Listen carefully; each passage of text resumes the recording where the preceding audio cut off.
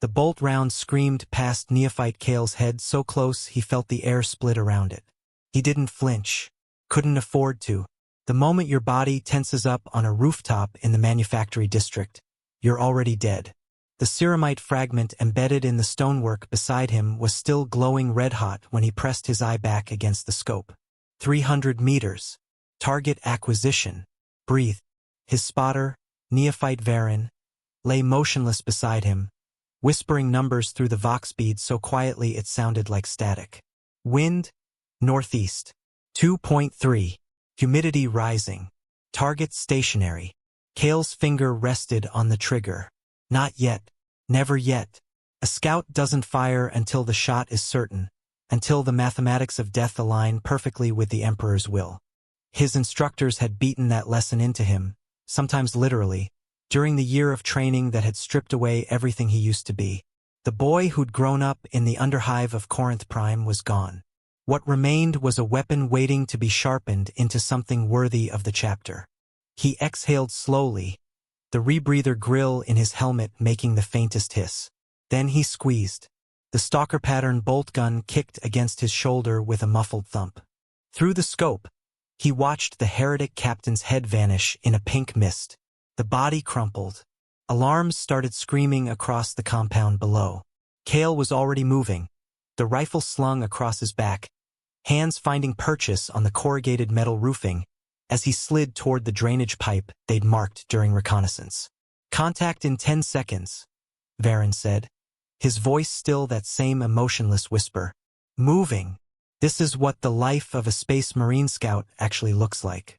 Not the glory you see in the propaganda reels. Not the triumphant charges shown in the stained glass windows of cathedral ships. This is the reality. Hours of waiting, seconds of violence, and the constant knowledge that you're one mistake away from dying before you ever earn your power armor. Before we go any further into this day, and trust me, Kael's day is about to get much worse, I need you to understand something. If you want to see more of these deep dives into the 40K universe, the real stories that the Imperium doesn't want told, then subscribe right now. Hit that notification bell, because these videos take weeks of research, and your support is what makes them possible. Now let's get back to watching Kael try to survive the next 12 hours. The manufactorum district of Hive Tertius smelled like recycled corpse starch and promethium fumes. Kael had been breathing it for 6 days straight, ever since his kill team had inserted via Thunderhawk under cover of an orbital bombardment that turned the eastern spire into a column of fire visible from space. Their mission was simple in the way that all suicide missions are simple: eliminate the heretic leadership, disrupt the supply lines, and survive long enough for the main Astra Militarum assault to punch through the defensive lines. They'd lost 2 scouts on the first day. Neophyte Corvin stepped on a mine that shouldn't have existed in that corridor. Neophyte Thane took a loss round through the throat because he forgot that even though his bones were reinforced and his muscles were wrapped in enhanced fibers, his neck was still just meat and cartilage until he earned his black carapace. Kael had watched him drown in his own blood, unable to help, because stopping meant the whole team died. That was 4 days ago. Felt like years. Now Kael and Varen were sprinting through a maintenance tunnel barely wide enough for their frames. The stolen heretic uniforms they'd worn for the assassination already torn off and discarded. Their scout armor was light by Astartes standards. Reinforced body glove, partial ceramite plating on the vital areas, rebreather helms with autosenses that painted the darkness in shades of green and amber. But light didn't mean safe. Every impact they'd taken over the past week had left its mark. Cracked ribs that still sent spikes of pain through Kael's chest when he breathed too deep, a partially torn muscle in his left thigh that his Laraman cells were still trying to repair, fingernails torn off from climbing that hadn't grown back yet. The enhanced physiology of a space marine kept him moving, kept him functional, but it didn't make him invincible. That was the lesson the chapter hammered into every scout from day one. You are not yet a full battle brother. You are aspirant. You are expendable. You exist to learn the skills that will keep you alive when you finally earn the right to wear power armor and stand in the battle line. If you survive that long. Transit hub, 300 meters, Varen said. His voice never changed, never showed strain even though Kael could hear his breathing was as labored as his own. Guards. Kael checked the Auspex unit maglock to his belt. The screen showed 8 heat signatures clustered near what their pre-mission briefing had identified as a cargo elevator. 8. Probably a patrol rotation. We go through them or around? That was the question, wasn't it? The question that defined what it meant to be a scout. Power-armored battle brothers would go through. They'd crash into the enemy like the wrath of the Emperor made manifest, bolters roaring, chain blades screaming. But scouts were different. Scouts were the chapter's eyes and ears. Scouts were precision instruments, not hammers. Kael checked his ammunition. 3 magazines left for the bolt gun. 47 rounds total. His combat knife was sharp, but against 8 targets with lost guns in a confined space, knives meant close quarters and close quarters meant noise. Noise meant reinforcements. Reinforcements meant death. Around, Kael decided. Mark the position for the main force. We keep moving. Varen didn't question it. He never questioned. That was what made him a good spotter and a terrifying human being. The chaplains had done something to him during the psychological conditioning that had scraped away every unnecessary emotion. Kael still felt fear. Felt it right now, actually, a cold weight in his stomach that he had to consciously suppress, but Varen felt nothing except duty. They moved like shadows through the underbelly of the hive, following maintenance routes that hadn't seen human traffic in decades. The architecture down here was ancient, built during the hive's founding in the dark age of technology, when humanity had dreamed of something better than the grinding nightmare the Imperium had become. Now those dreams were just corroded metal and broken machines. The perfect hunting ground for 2 scouts who'd been trained to move through hostile territory without leaving traces. Kael's autosenses picked up movement ahead. He raised his fist. Varen froze mid-step, so still he might have been a statue. They waited, breathing synchronized, hearts beating at 42 times per minute as their enhanced physiology throttled down into standby mode. A servitor shambled past the intersection ahead, its mechanical components grinding and squealing. Half its face was gone, replaced by crude bionics that sparked with each lurching step. It didn't see them, didn't even register their presence. It just continued its programmed route, dragging a cargo container that scraped against the floor with a sound like screaming metal. When the sound faded, they moved again. This was the reality of scout operations. Hours of careful movement, constant threat assessment, every decision measured against the risk of compromise. The Codex Astartes had entire chapters devoted to reconnaissance doctrine, and Kael had been forced to memorize every line. But knowing the theory and living it were different things.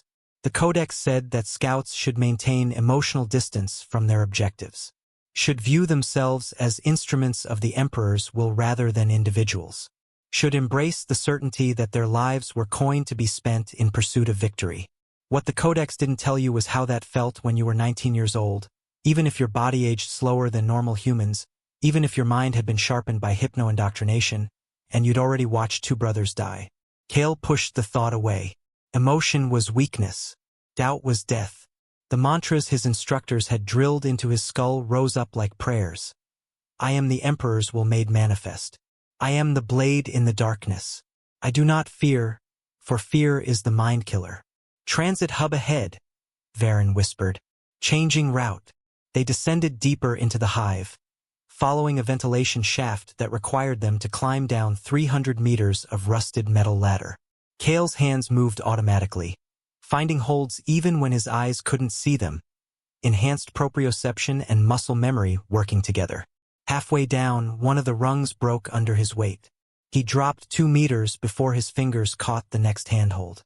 The impact sent jolts of pain through his already damaged ribs, but he bit down on the sensation and kept moving. A normal human would have fallen to their death. A scout kept climbing. At the bottom of the shaft, they emerged into what looked like a forgotten chapel. The Imperial Aquila carved into the far wall was barely visible under centuries of grime, but Kael felt something in his chest tighten when he saw it. The chaplains back on the chapter's fortress monastery would have called it the first stirring of faith. Kael just called it recognition. This place had been sacred once. Before the heretics came. Before the hive fell. We purify this, Kael said softly. Varen tilted his head. Not the mission. I know, but we mark it. Kael pulled out his combat knife and carefully carved a small symbol into the base of the Aquila. The chapter's icon. A promise that the Emperor's angels would return. That this place would be sanctified again, even if it had to be done with fire and blood. Took him 40 seconds. 40 seconds that could have gotten them killed if a patrol came through. But Varen didn't complain. He just watched the entrance while Kael worked, because somewhere under all that psychological conditioning, maybe Varen understood why some things mattered. They moved on. The vox bead in Kael's ear crackled with static. Then a voice, distorted but recognizable. Sergeant Marius, the veteran scout leading their operation from a position 12 kilometers away. All teams, status report. Team Secundus, position locked. Another voice answered. Target building secured. Team Tertius, converging on waypoint Gamma. A third voice added. Kael pressed the transmit stud on his collar. Team Primus mobile. 2 primaries eliminated. Continuing to objective. Understood, Primus. Be advised, enemy activity increasing across all sectors. Command estimates you have 4 hours before the main assault begins. Extract protocols active on my mark. For hours. Kael checked his chronometer. That meant they needed to hit their final objective, plant the homing beacon for the artillery strike, and reach the extraction point before the Astra Militarum came crashing through the hive's outer walls with tanks and infantry and enough firepower to level entire city blocks. Confirmed, Kael said. 4 hours. The Vox went dead again. Varen was already moving toward the next corridor. Objective is 2 kilometers east. Enemy garrison strength estimated at company level. Our approach. Kael pulled up the tactical map on his helmet's display. The route highlighted in amber was the most direct. Straight through the garrison's outer perimeter, across an open plaza, and into the command bunker where they needed to plant the beacon. The route highlighted in green was longer, circuitous, following the hive's sewage system. Green route, Kael decided. Time is against us, but noise gets us killed faster. They descended into the sewers. If you've never smelled a hive city's waste reclamation system, count yourself blessed. The stench hit Kael even through his helmet's filters. A combination of human waste, industrial runoff, and chemical sludge that made his eyes water. The tunnel was barely tall enough to walk upright, forcing them into a hunched shuffle that put additional strain on their already taxed bodies. Something moved in the darkness ahead. Not a servitor, not a patrol, something else. Kael raised his bolt gun, finger on the trigger, autosenses struggling to pierce the murk. His helmet's display painted the shape in thermal outline. Humanoid, but wrong. Too many limbs. Joints bending in directions that defied anatomy. The temperature reading was off too cold where it should have been warm, as if the thing's biology ran on different rules. Mutant, Varen whispered. The creature turned toward them. In the green wash of Kael's night vision, he saw its face, or what used to be a face before the warp's influence had twisted it into something obscene. Extra eyes clustered where cheekbones should have been. The mouth split vertically instead of horizontally, lined with teeth that looked like broken glass. It screamed. Kael fired. The bolt round caught its center mass, the mass-reactive warhead detonating inside its chest cavity. The creature exploded in a spray of corrupted flesh and bone. But the scream had already echoed through the tunnels. Somewhere in the distance, Kael heard answering cries.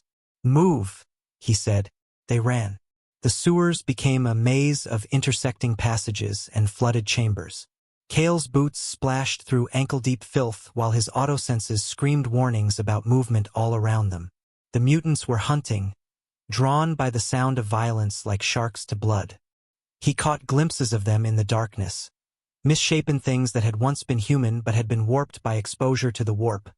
Their bodies twisted into forms that made his genetically enhanced stomach want to rebel.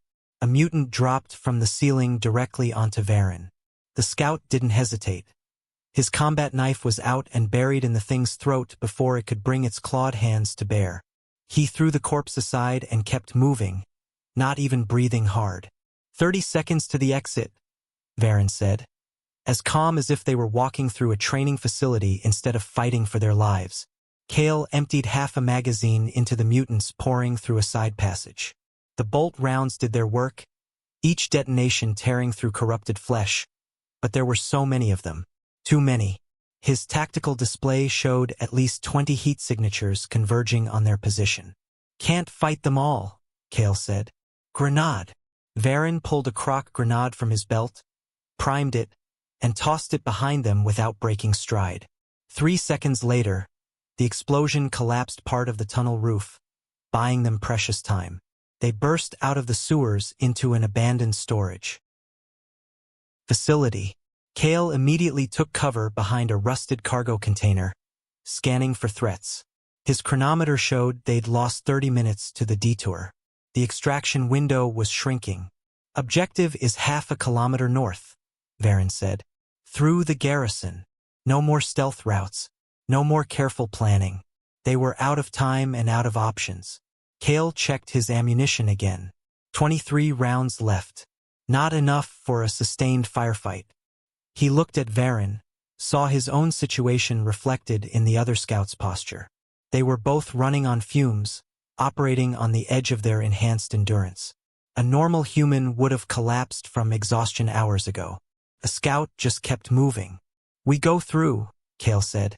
"Fast and quiet until we can't be quiet anymore. Then we make them think there's a whole squad hitting their position." Varen nodded once. "Acceptable."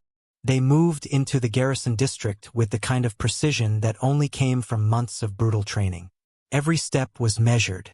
Every piece of cover evaluated. Every sight line calculated. Kael felt his training take over, the countless drills and simulations his instructors had forced him through crystallizing into pure muscle memory. A patrol passed within 3 meters of their position. Kael could hear the heretic guards talking, complaining about their duties, about the cold, about the rumors that the Imperium was coming. They had no idea that 2 of the Emperor's angels were close enough to kill them in seconds. But killing them would have raised the alarm. So Kael waited, barely breathing, until they moved on. The command bunker was exactly where the intelligence reports said it would be. A reinforced structure built into the side of a massive industrial complex. Guard towers at each corner. Heavy bolters covering the approaches. At least 50 heretics visible on Kael's auspex, probably twice that many inside. "We'll never make it through the front," Varen observed. "No," Kael agreed. "We won't." He was already studying the side of the complex, looking for structural weaknesses. His enhanced vision picked out details a normal human would miss. Ventilation grills that weren't properly secured, maintenance hatches that showed signs of corrosion, architectural flaws left over from hasty construction during the hive's expansion. Their 3rd floor, a ventilation shaft that fed directly into the command center. "Climbing route," Kael said, highlighting it on Varen's display. "We go up, plant the beacon, and extract through the roof. The artillery strike will cover our withdrawal. Probability of success? Better than the front door."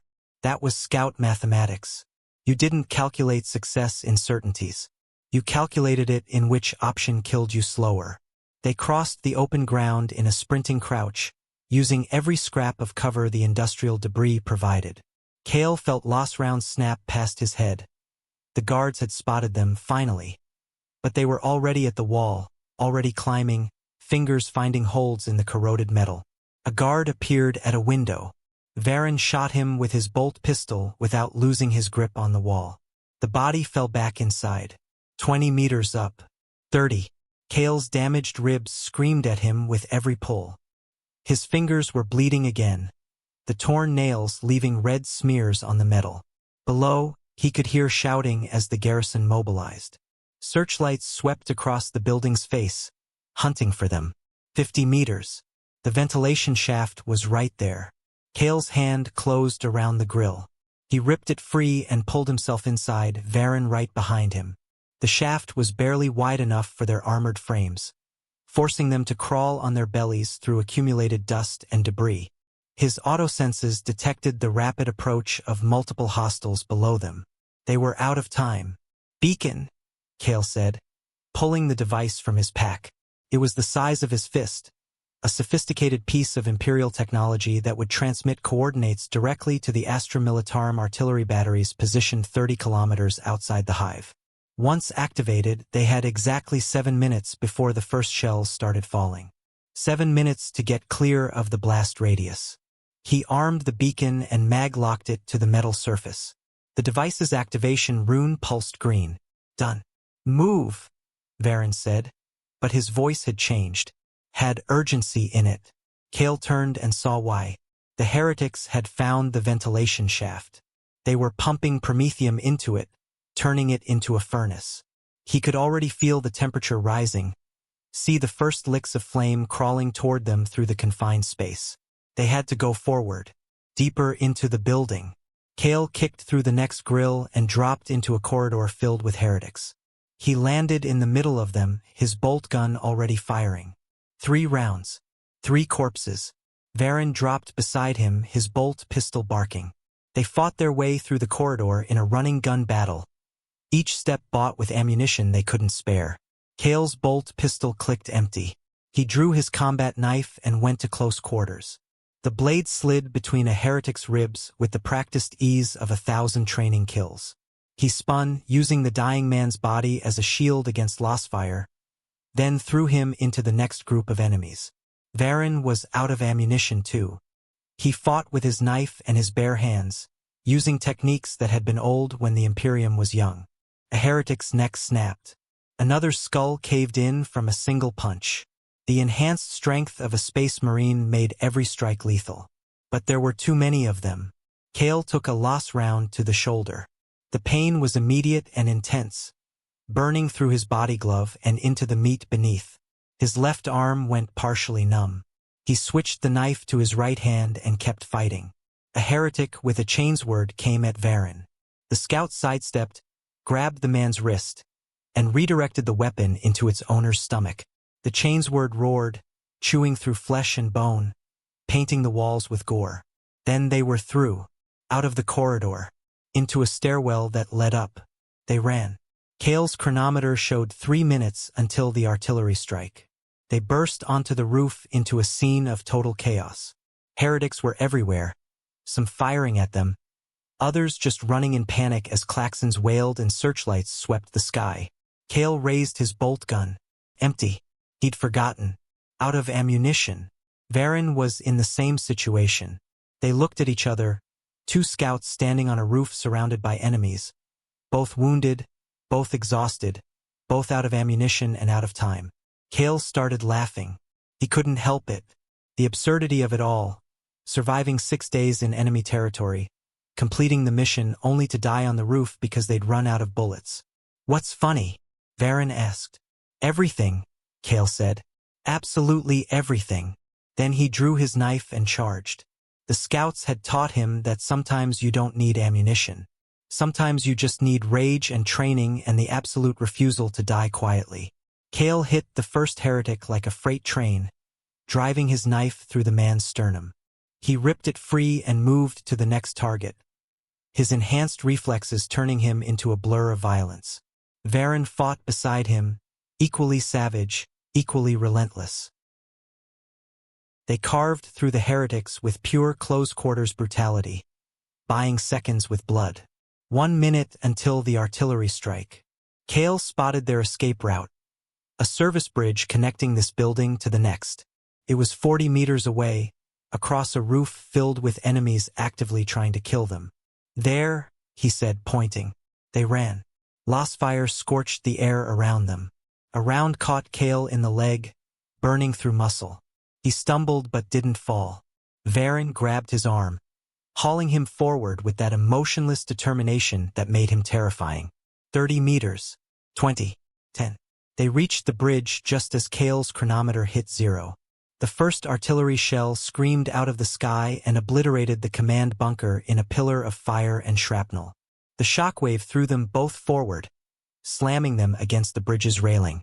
More shells followed, each one a thunderous declaration of the Imperium's wrath, turning the entire garrison district into a killing field. Kael and Varen crawled away from the inferno, dragging themselves across the bridge while the world ended behind them. Kael's ears were ringing, His vision blurred, every part of him screaming in pain. But he was alive. They were both alive. They collapsed in the relative safety of the next building, both breathing hard, both bleeding from multiple wounds. The artillery barrage continued for another 10 minutes, systematically destroying everything within a kilometer radius of the beacon. When it finally stopped, the silence was almost worse than the noise. "Extraction point is 2 kilometers south," Varen said eventually. His voice was steady as always, but Kael noticed he was favoring his right side. Probably cracked ribs to match Kael's. "Can you make it?" Kael asked. "Yes. Can you?" Kael took inventory. Last round burns on his shoulder and leg. The ribs he'd cracked days ago had gotten worse during the fight. 3 fingers on his left hand weren't responding correctly. Nerve damage from the shoulder wound. He was running on fumes, operating on the last reserves of his enhanced endurance. A normal human would have been dead. A scout could still walk. "Yeah," Kael said. "I can make it." They helped each other up and started moving. The extraction point was a bombed-out chapel in the hive's western quarter. When Kael and Varen finally stumbled through the doorway, they found the rest of the scout teams already there. Team Secundus had lost 1 member. Team Tertius was down to a single survivor, Neophyte Kael, who was missing his left hand and looked like he'd been through a meat grinder. Sergeant Marius stood in the center of the chapel, his scarred face impassive as he watched his scouts limp in. He was the only fully armored Astartes present, a veteran of 200 years who'd earned the right to wear power armor long ago but chose to lead scout operations because someone had to teach the neophytes how to survive. "Report," he said simply. "Team Primus, mission accomplished," Kael said, his voice hoarse from smoke inhalation. 2 primary targets eliminated. Beacon deployed. Artillery strike confirmed. Marius nodded. "Team Secundus?" "Objective secured, Sergeant." "Lost Neophyte Harkin to a sniper." "Team Tertius?" Kael spoke up, his voice steady despite his wounds. "We got it done, Sergeant. Lost Selim and Thorn to a ambush. 5 scouts dead out of 12. A 42% casualty rate for a single operation." Marius looked at each surviving neophyte in turn. Kael met his gaze, refusing to look away even though every instinct screamed at him to show deference to the veteran. "You did well," Marius said finally. The words were simple, but coming from him they carried the weight of absolute truth. "The mission succeeded because you followed your training, because you adapted when plans failed, because you refused to break even when the enemy had every advantage." He paused, letting his words sink in. "The Astra Militarum is pushing through the outer walls as we speak. By dawn, this hive will be back in Imperial hands. Thousands of soldiers will pour through those breaches, and they'll think they won this battle with their tanks and their numbers. But we know the truth.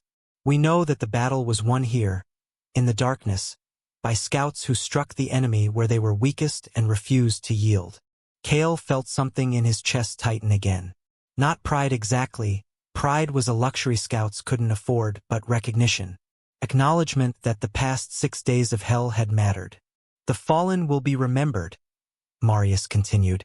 "Their gene seed will be recovered if possible. Their names will be inscribed in the chapter's halls. But for now, we extract. The Thunderhawk arrives in 20 minutes. Use that time to treat your wounds and reload your weapons. The war doesn't end just because we survived today." The scouts moved to obey, each one falling into the familiar rituals of post-combat maintenance. Kael slumped against a wall and started field stripping his bolt gun, his hands moving through the motions even though he could barely feel his fingers. Varen sat beside him. For a long moment, neither of them spoke. "You marked that chapel," Varen said finally. "The one in the underhive." "Yeah." "Why?" Kael thought about it.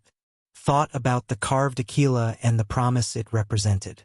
"Because some things matter more than the mission. Because we're not just weapons. We're the Emperor's servants. And that means we don't let sacred places stay defiled if we can help it." Varen was quiet for a moment. Then, so softly Kael almost missed it, "I understand. Maybe there was something human left under all that conditioning after all." The Thunderhawk arrived exactly on schedule, its engines howling as it descended through the hive's superstructure. The scouts boarded quickly, efficiently, each one finding a crash harness and strapping in. Kael took a position near the window, watching the burning hive recede as they climbed toward orbit. He thought about the 5 scouts who wouldn't be making this trip. Thought about how close he'd come to joining them. Thought about the years of training still ahead before he might earn his power armor and join the battle companies. If he survived that long, the Thunderhawk broke atmosphere, and the stars appeared. Kael had seen them 1,000 times, but they never failed to move him. Out there, across the vast darkness of space, there were 1,000,000 worlds, 1,000,000 battles, 1,000,000 places where scouts like him were fighting and dying in service to the Imperium. This was his life now. This was what it meant to be a neophyte of the Adeptus Astartes. Not the glory of standing in the battle line. Not the honor of leading armies to victory. Just the cold reality of reconnaissance, sabotage, and survival. The unglamorous work that made all the rest possible. Sergeant Marius appeared beside him. The veteran looked out the window at the same stars, his expression unreadable. "You're wondering if it's worth it," Marius said. It wasn't a question. "No, Sergeant," Kael replied honestly. "I'm wondering if I'll be strong enough to keep doing it." Marius almost smiled. "You will. You proved that today. The moment you kept fighting even when you ran out of ammunition, even when death was certain, that was the moment you stopped being a boy pretending to be a scout and became something more." "What's that?" "A weapon the Emperor can rely on." Kael didn't know how to respond to that, so he said nothing. He just watched the stars and tried not to think about how many more days like this one were waiting in his future. The Thunderhawk docked with the strike cruiser Eternal Vigilance an hour later. The scouts were immediately escorted to the Apothecarium, where the chapter's medical staff began the process of treating their wounds and extracting the gene seed from the fallen. Kael submitted to the ministrations of the apothecary without complaint, even when the man started digging lost cauterized tissue out of his shoulder with what felt like ice picks. "You'll need 3 days of rest before you're combat ready," the apothecary said clinically. The leg wound was superficial. The shoulder damage requires tissue regeneration. The ribs will heal on their own if you don't stress them. 3 days, then back into the field. Kael closed his eyes and let the exhaustion wash over him. His enhanced physiology would speed the healing, would have him back on his feet faster than any normal human could manage. But right now, in this moment, he felt every second of the past 6 days. He thought about what Sergeant Marius had said, about being a weapon, about proving himself. The truth was, he'd proven nothing except that he could survive, that he could follow orders and complete missions and watch his brothers die without falling apart. That wasn't enough. Would never be enough. Not until he'd earned his power armor. Not until he'd stood in the battle line and faced the Imperium's enemies as a full battle brother rather than a scout skulking in the shadows. But that was years away. Maybe decades. Maybe never if he died on some forgotten battlefield before he got the chance. For now, he was Neophyte Kael. Scout. Survivor. Weapon. And tomorrow there would be another mission. Another hive. Another chance to prove that he deserved the gene seed growing inside him. The legacy of heroes that stretched back 10,000 years to the days when the Emperor walked among men. Tomorrow. But for now, sleep.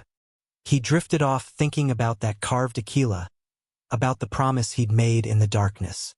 The Imperium would reclaim that hive, would purify every corner where the heretics had left their mark. And somewhere in the after-action reports, buried in the dry statistics and tactical summaries, would be a small note about a chapel in the underhive that had been marked by unknown forces. Maybe someone would see it. Maybe they'd understand what it meant. Or maybe it would just be forgotten.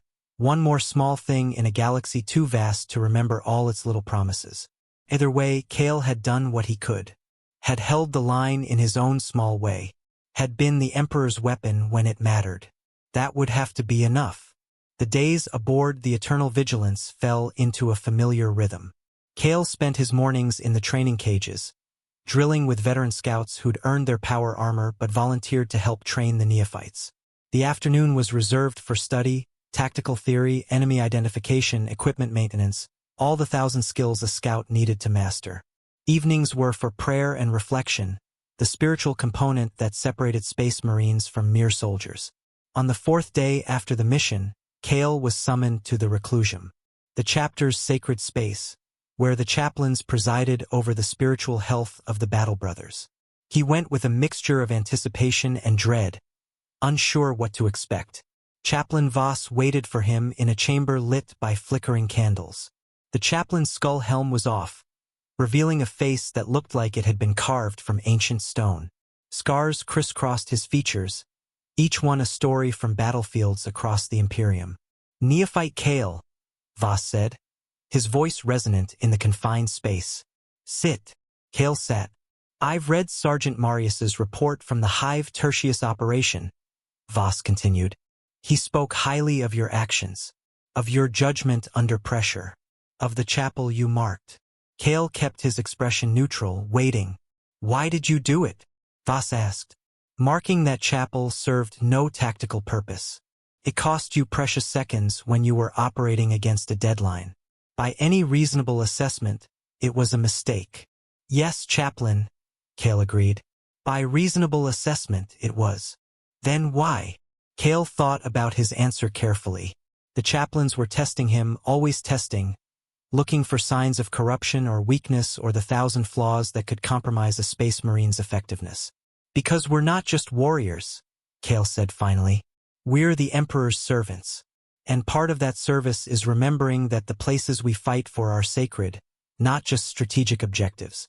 That chapel had been defiled. I couldn't restore it, couldn't cleanse it, but I could mark it. I could make a promise that the Imperium would return." Voss studied him for a long moment. Then he nodded slowly. "You understand something that many battle brothers never learn, even after centuries of service. The Imperium is not just territory to be defended. It is faith. It is hope. It is the last light in a galaxy drowning in darkness. When we forget that, when we see only the tactical and strategic, we become nothing more than weapons. Effective, perhaps, but soulless." He stood, moving to a cabinet against the wall. From it, he withdrew something wrapped in cloth. "You have proven yourself, Neophyte Kael, not just as a scout, but as a keeper of faith. Therefore, I grant you this." He unwrapped the cloth, revealing a purity seal. The wax was stamped with the chapter symbol, and attached to it was a small scroll inscribed with verses from the Lectitio Divinitatis. "This seal is to be affixed to your armor," Voss said. "It marks you as one who fights not just with skill, but with purpose, who understands that our war is not merely physical but spiritual. Wear it with honor." Kael accepted the seal with both hands, feeling the weight of it. Not the physical weight, it was barely anything, but the symbolic weight. The recognition that he was becoming something more than just another neophyte. "Thank you, Chaplain," he said quietly. "Don't thank me," Voss replied. "Thank the Emperor for giving you the strength to be worthy of it. Now go. Your training continues." Kael left the reclusium with the purity seal clutched carefully in his hand. He returned to his quarters, a small cell barely large enough for a bunk and a locker, and sat for a long time just looking at the seal.